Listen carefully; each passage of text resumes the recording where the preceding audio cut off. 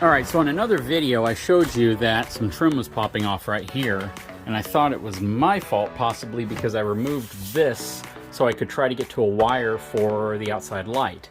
Found out that it's not my fault because it's stapled right here. When I removed this portion right here, it didn't relieve any pressure off of this at all. And it is tight up against the floor there, so there's absolutely no way that this could have shifted, in other words. So what's probably happened is the high humidity here, the wood may have absorbed some of that moisture and it's bowed out slightly. It's expanded, wood does that. You know, it could have happened en route. But what I did notice is that there's no fasteners back here. Between here and here, there's no fastener. So if they would have put a few more fasteners right here, it would have held this in place. And there's a bit of tension here. So the ideal fix to this would be to remove this whole piece of trim, cut the top off slightly right here, and then put it in place so it's completely flat. The question though is if this wood is indeed either expanding or contracting. If I do that and it tries to expand or contract at that point, is it gonna pull some of the top nails out? I really don't know. The other option, of course, is to put some adhesive back here and just glue that in place. That would probably work as well. But again, I mean, this is RV stuff, you know, not giving them a pass, not saying that this should happen. I just don't know when this happened or if this was an issue at the factory en route, if this is simply because this wood is absorbing some of that moisture content. I'm not 100% sure, so I don't want to place blame, you know, without knowing specifically. But I do know that they build enough of these that this really shouldn't be an issue. Right? They build so many of these units that this piece of trim right here coming out shouldn't be something that I'm going through. So I've already spoken with them. They've offered to have it fixed, but again, this is something that's super easy to fix. If I was out camping, the last thing I'd want to do is wait for an RV tech to come by just to fix something as mundane as this, when I can easily do it, either by putting a screw in here or by putting adhesive across the back and then pinning it down like this, so essentially the adhesive can dry. But yeah, there was this on the other side of the main slide right here. The valance was crooked. I had to straighten that out. A couple little things like that. Overall though, we've been pretty happy.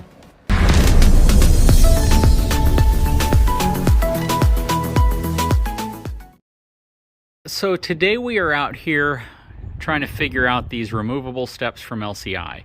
These are their new step, so this is a prototype, and these are removable. They actually have 2 pins.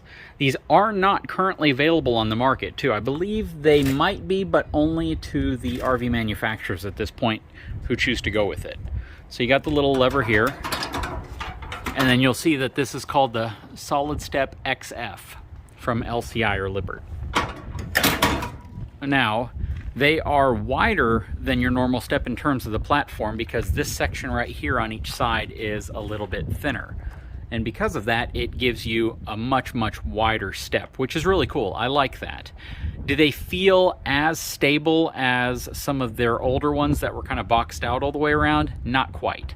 They still feel stable and they still have a 400-pound weight capacity.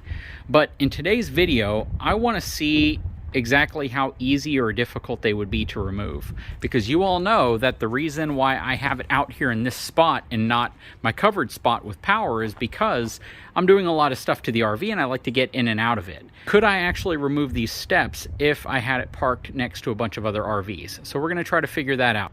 All right, I'm going to venture to predict that this is going to be more difficult than I think it should be, and probably more difficult than I think it's going to be. But the challenge I have here is that they have these 2 spring-loaded pins on each side, and you simply pull it out enough to where the pin releases. There's no specific hold or anything in place to actually lock it back, so that is kind of a problem, right? How do I pull these pins out and remove the step at the same time unless I have somebody here physically holding these pins so I can remove the step? So this isn't really a one-man operation, at least in no way that I can tell. This side kind of holds itself in place, and I really don't know why. There's nothing there to do it. I think the spring, yeah, you can tell the spring right here is supposed to catch on this little groove right there because that's how it is here. So this one essentially has the slack in the spring because it's not positioned where it should be. That's not actually the way it's supposed to be. This one right here, there's no way to hold that in place. So my only theory here is that I'm gonna have to slide this back once I release the pin. So basically I'm gonna take the pin like this, then I'm gonna slide this part back like that, And I'm going to take this pin out, which it already is, and I'll slide that part back. Now I have a gap here that needs to be vacuumed desperately. But from here, I would suppose I have to pull this clip and then kind of heave it from right here. I really don't know where, maybe up top, or again, this might be a two-man operation, right? Somebody pulls this clip and then I can lower it and kind of carry it out of the way. So let me get that mythical thing no one sees on my channel called a tripod and see if I can do it. Okay, so I don't know if this is gonna work, but I'm gonna try. I'm gonna do exactly what I said. I'm gonna hold that with one hand, pull it out while I kind of heave it out and see what happens.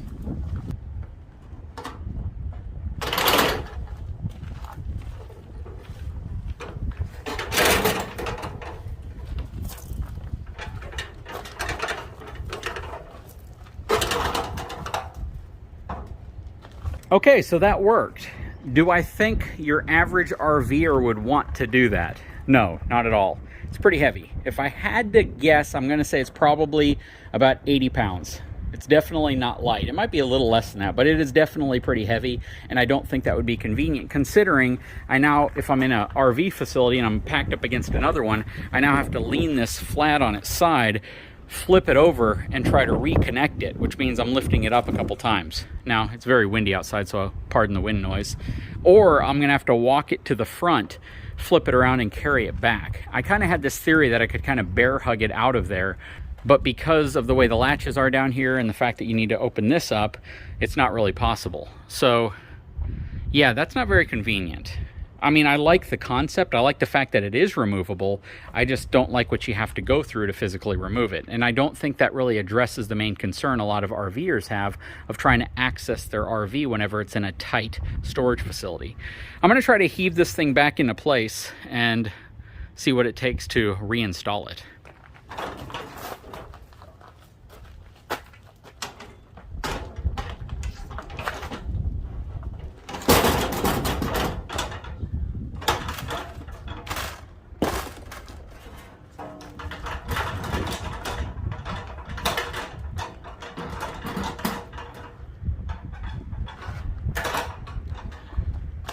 Okay, so I have it kind of back in place. It's definitely heavy, definitely awkward, and it's not easy because you're kind of blinded by the corners and you can't really see where you are in terms of getting through the threshold, especially with that pin sticking out right here. So I got it back in place. Again, I seriously need to sweep that up. Let me do that now in case my wife watches this and goes, "Why didn't you sweep that off?" Vacuum would probably work a little better.